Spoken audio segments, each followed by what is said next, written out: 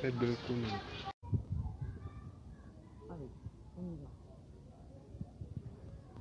Bonjour à tous, je suis Jean-Michel Bessu, j'habite à Bordeaux et je suis le témoin principal à Bordeaux de l'affaire Leroy Effinger. Beaucoup d'entre vous ont déjà entendu parler de cette affaire où un petit garçon a été enlevé, nous pouvons bien dire enlevé, bien que ce soit par les services sociaux, à sa maman, une maman qui l'élevait très bien. La maman a protesté alors que l'enlèvement s'est produit dans des circonstances qui sont absolument inadmissibles. Elle a protesté. Elle a raison d'avoir protesté parce que certains services ont recouru à des faux pour lui arracher son petit enfant. Il y a des services sociaux, il y a une association qui ont commis des faux pour lui arracher son petit garçon, pour lui en faire retirer la garde par une juge des enfants qui a, on peut dire, été trompée. Et la maman a protesté. Pourquoi me prend-on mon petit enfant? Mais elle a protesté en termes énergiques et c'est elle qui est jugée alors que c'est elle la victime. Mais maintenant, je pense qu'il vaut mieux lui passer la parole. Sylvie Effinger. Bonjour Sylvie Effinger. Bonjour à tous. Comment te sens-tu déjà? Parce que dans une semaine, tu vas être jugée et tu vas comparaître au tribunal de Bordeaux. Comment je me sens? Inquiète pour Leroy. Plus que pour mon procès. Effectivement, Sylvie est bonne mère, elle pense à son enfant avant de passer à elle-même. Et pourtant, je peux témoigner qu'elle a beaucoup enduré dans cette affaire. Donc on n'a pas du tout de nouvelles du petit garçon Leroy, mon fils, depuis bientôt 16 mois. Actuellement, on ne reçoit plus du tout de nouvelles du département, ni sa santé, ni rien. Moi qui suis traînée en justice donc le 24 septembre. Peux-tu nous préciser ce que tu entends par ne pas recevoir de nouvelles? Tu ne reçois aucun courrier ou alors ce sont les courriers qui sont défectueux? Je reçois des fausses nouvelles de quelques lignes et des photos retouchées tout le temps. Effectivement, des photos qui ont été truquées, on l'a détecté, qui ajoutent un sourire ou qui transforment le petit Leroy en un top modèle longiligne alors que c'est un petit garçon encore. Donc on est dans une affaire où il n'y a que de la corruption. Alors, ça, énormément de corruption. Nous allons en parler. Tu vas comparaître en diffamation.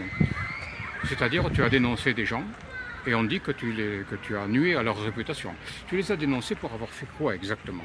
Pour avoir organisé l'enlèvement de Leroy avec que des faux dans ce dossier judiciaire. Enlèvement, c'est-à-dire d'habitude quand les gens parlent d'un enlèvement, ils s'imaginent des malfrats masqués qui vont prendre un petit enfant par la violence par exemple. Là c'est un rapt administratif, donc tout, Oui. tout a été bien fait par les travailleurs sociaux, donc que des faux. Le tribunal aussi a couvert des faux et puis il continue jusque là. Alors, les travailleurs sociaux ont remis des faux, c'est-à-dire des faux rapports. Des faux rapports. Tous ces faux rapports, ils ont été utilisés pour tromper la justice, pour tromper la juge des enfants. Oui. Il y a aussi une association. Une association, l'Oréag. Et il y a une psychiatre. Le docteur Anne-Marie Lemerle. Toutes ces personnes, pourtant, la juge les a crues. Et après avoir lu les rapports remis par ces personnes, la juge a décidé de te retirer le petit garçon Leroy. Dans la première phase de l'affaire, c'est-à-dire entre le 30 mai 2018 et le 13 juin, date à laquelle il y a eu une autre... Alors, que s'est-il passé? Normalement, tu aurais... Normalement, j'avais des droits de visite chaque semaine pour voir mon enfant dès qu'il a été placé. La juge avait décidé que tu verrais ton enfant. Et les visites n'ont jamais été mises en place. Ce qui veut dire que l'ASE, l'aide sociale à l'enfance de Bordeaux, n'a pas respecté les décisions du tribunal. Tu l'as dit? Déjà là, je l'ai dit, bien sûr. Tu l'as dit.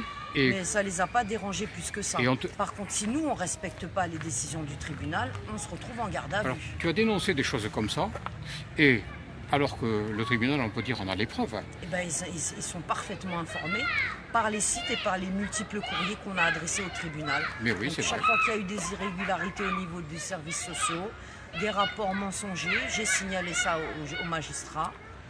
Et ça n'a eu aucun effet puisque l'enfant a été enlevé le 30 mai à la crèche. Et malgré ça, les magistrats te jugent pour diffamation? Oui. Mais c'est bizarre parce que normalement, quand on est accusé de diffamation et que l'on remet dans les 10 jours de la notification judiciaire les preuves, normalement on est dispensé d'un procès. Alors certes, tu n'as pas pu le faire, mais néanmoins, bien avant ces 10 jours, le tribunal il avait toutes les preuves, puisque c'est à partir même de tout ça qu'ils nous ont porté plainte contre moi pour diffamation. Oui, donc ils avaient effectivement connaissance des faits. Il y a eu aussi un outrage. Tu as dit quelques mots de trop, je crois, sur une juge. Tu t'es rétracté parce que tu as admis que tu avais parlé sous le coup de la colère. Là, il me juge le 24, il me juge pour la diffamation. L'outrage là, a déjà été jugé. Bon, donc c'est pour la diffamation. Alors, que s'est-il passé entre-temps? Que s'est-il passé entre le premier procès de diffamation qui a eu lieu le 13 novembre 2018, où tu as déjà été considéré comme coupable, et maintenant? Qu'est-ce que tu as appris de nouveau sur Leroy, par exemple, sur ton petit garçon? Pas grand-chose, parce qu'ils ont traîné encore jusqu'au mois d'avril pour mettre en place les visites avant des entretiens. Ils m'ont annulé une visite 15 jours avant. Je suis allée au point rencontre voir mon enfant le 18 avril. Il ne me reconnaît pas du tout et il a énormément changé Il ne te reconnaît pas et psychologiquement. C'est plus du tout le même enfant. Alors que nous avions des photos et des vidéos où on entend... Leroy, il est vivant, il est joyeux, il est heureux, enfin, il respire le bonheur. Et il est avec toi. Et il est avec sa maman. Et alors, les services sociaux ont raconté qu'au contraire, il était en détresse et en danger. Ça n'a jamais été constaté par personne. D'ailleurs, c'est faux puisqu'il est soi-disant scolarisé depuis une deuxième année là. Donc s'il avait des graves problèmes et des retards mentaux, comme ils l'ont dit dans la première ordonnance, il ne serait pas scolarisé à temps plein cet enfant. Tu possèdes des documents médicaux qui prouvent... absolument rien. Mais tu possèdes quand même quelques documents médicaux qu'on appelle, ce sont des bilans de psychomotricité et qui montrent un changement entre le premier et le deuxième. Que disait la psychomotricienne au mois de mars 2018 de tes rapports avec Leroy? Elle disait, me semble-t-il, que Leroy était rassuré avec toi. Elle observait une belle relation avec moi et mon enfant, on communiquait bien. Et c'est une professionnelle du corps médical qui le disait bien. Et ce bilan, il a été écarté des mains du juge. Donc ça, je ne comprends pas pourquoi ils n'ont pas utilisé ces bilans-là. Oui, parce que c'était la preuve que tu traitais bien ton enfant et on n'aurait jamais dû te le retirer. Bien suivre mon enfant. Et par contre, tu as reçu au cours de l'année, au début de l'année 2019, un autre bilan de psychomotricité. Que montre ce bilan? Est-ce que ton enfant a été bien soigné? Il n'était pas bien soigné parce qu'à chaque séance où il était emmené chez le pédopsychiatre, il était très encombré, donc avait du mal à respirer par le nez. Fortement enrhumé. Voilà, c'est ce qu'elle a mis dans le bilan. Mais déjà ça, avec moi, ça n'arrivait jamais. Effectivement, puisque à l'époque... Est-ce qu'il est soigné l'enfant? On ne sait pas, parce qu'on ne sait pas s'il y a un pédiatre dans tout ça. On n'a aucune information. Et par contre, comment est décrit Leroy? Est-ce qu'il est décrit comme joyeux? Est-ce qu'il est décrit, ou au contraire angoissé? Comment est-il décrit dans sa... Il a peur, il rentre dans une pièce, il a peur de tout le monde, il est effrayé. Mais moi, ça ne m'étonne pas. Tu penses qu'il a été maltraité là où il est? Je pense qu'il est maltraité, oui. Et cela se ressemble dans son comportement? Oui, surtout quand je l'ai revu le 18 avril, quoi. D'un petit garçon joyeux. Mais il t'a appelé maman quand même. Il t'a appelé maman. Non, il ne m'a pas appelé maman. Donc il ne m'appelle pas maman. Alors qu'on a des audios, des vidéos où on l'entend? Leroy m'appelait tout le temps maman, maman, maman. Et puis il me disait maman, je t'aime. Eh bien le 18 avril, il ne m'a pas reconnu. C'est très grave. Par contre, il a nommé sa grande sœur. Il a appelé sa sœur plusieurs fois, si. Oui, mais quand il parle de sa sœur, c'est toujours avec une grande joie. Il aimait énormément sa sœur Stécie. Donc, tu lui rappelais un souvenir agréable, mais est-ce qu'on peut en déduire quelque chose de plus grave? Par exemple, que ce garçon aurait reçu une sorte de conditionnement pour ne pas pouvoir t'appeler maman. Qu'est-ce que tu en penses? Je sais pas parce que j'ai pas reconnu mon enfant le 18 avril dernier et ça m'a énormément choqué, traumatisé. Est-ce que le juge des enfants te donne la possibilité de faire quelque chose, de retrouver la garde de ton gamin, d'avoir des contacts avec lui? Absolument rien, il m'impose un suivi au point rencontre avec une équipe de sociaux. Je fais le geste, pour moi ils ont un sacré problème, tous ces travailleurs sociaux au point rencontre. Le comportement de cette médiatrice qu'on a dénoncée, Madame Aline Benet, le comportement du chef, Monsieur Asfort, et puis tous ces propos qui tiennent pendant les entretiens, quoi. Surtout un enfant n'a pas la notion du temps. Quelle était la raison? J'étais sidérée, quoi. Oui, alors ça c'est important. Comment un psychologue peut utiliser des termes pareils? Et un chef le valider et une médiatrice aussi. Il était prévu initialement que tu rencontres ton petit garçon Leroy pour la première fois depuis juin 2018. Il était prévu que tu le rencontres enfin, le 4 avril. Pour quelle raison ça n'a pas eu lieu? Monsieur Asfort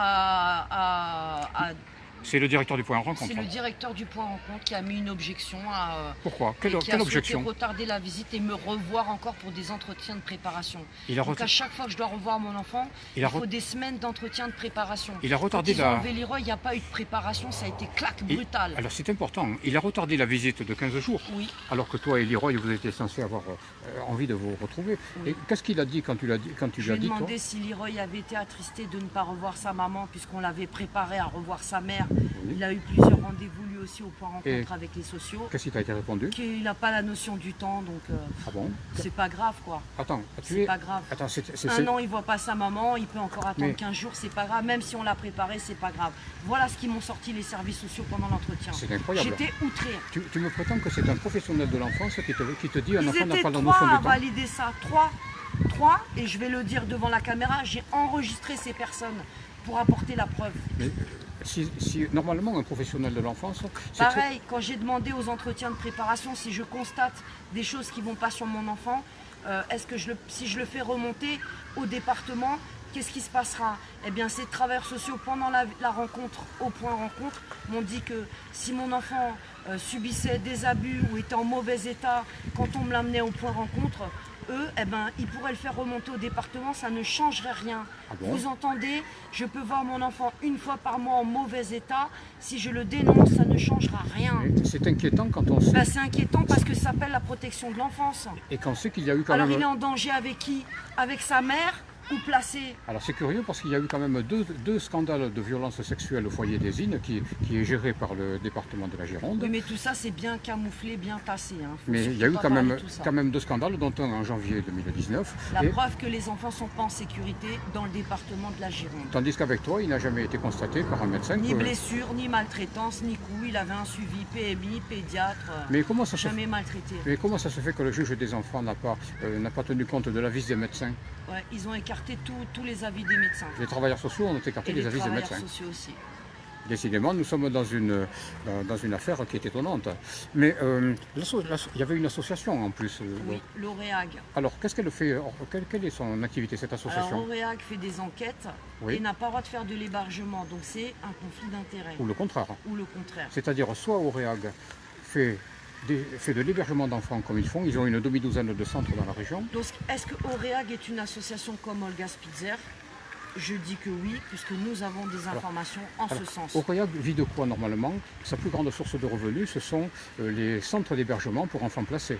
Et il y en a un paquet Alors, en région. Bon, mais il y a Donc, c'est il y a un quelque petit- chose qui ne va pas. il y a un petit problème parce que Auréag se prononce également auprès des juges pour recommander des placements, alors qu'Auréag a beaucoup d'argent à y gagner. Exactement. Mais ça s'appelle un conflit d'intérêts. Il n'y a pas un magistrat au tribunal de Bordeaux qui a dit mais Auréag n'a pas le droit de faire ça. Non, ils travaillent tous avec l'OREAG. Ah, c'est bizarre ça. Qu'est-ce qui se passe? On le sait, puisqu'on a d'autres affaires comme la mienne dans la région et à chaque fois, ils ont mis OREAG.